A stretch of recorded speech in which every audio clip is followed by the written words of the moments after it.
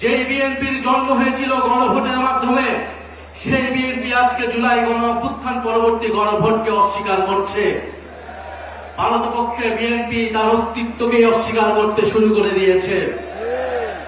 আমরা খুব স্পষ্টভাবে বলতে চাই, বাংলাদেশের প্রত্যেকটি প্রতিষ্ঠানকে নতুন করে যে বিএনপি দলীয়করণ করছে, এটা আওয়ামী লীগের পথে বিএনপি বাংলাদেশকে এগিয়ে নিয়ে যাচ্ছে।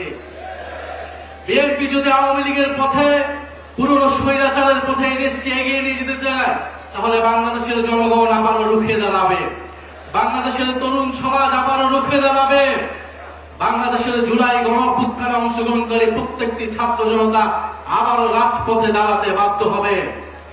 বিএনপি কৃষক কার্ড, ফ্যামিলি কার্ড দিয়ে জনগণের মন ভোলানোর চেষ্টা করছে।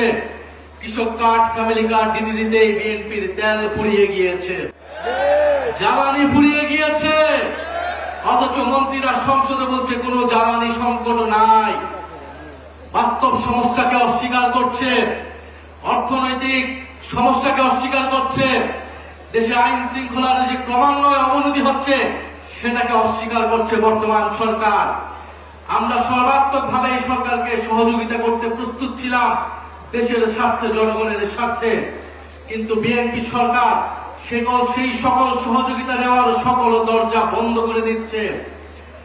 আমার জানা নেই, যারা এখানে অভিজ্ঞ আছেন, মুরব্বী আছেন, তারা বলতে পারবেন বাংলাদেশের ইতিহাসে এত কম সময়ে, মাত্র 2 মাসে কোন সরকার এতটা অজনপ্রিয় হয়েছিল কিনা। বিএনপি সেটা বাস্তবে প্রমাণ করে দিয়েছে। এই সরকার 2 মাসে যতটা অজনপ্রিয় হয়েছে, আমরা জানি না আগামী 6 মাসে তার পরিণতি কি হবে, তার অবস্থান কি হবে। আমরা দেশে কোনো অস্থিতিশীলতা চাই না।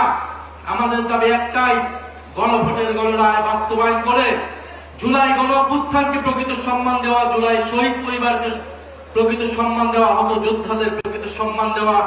আমরা সেটার জন্য রাজপথে আছি, সংসদে আছি। ইনশাআল্লাহ আমরা ঐক্যবদ্ধভাবে আমাদের সে দাবি আদায় করে ছাড়বো ইনশাআল্লাহ।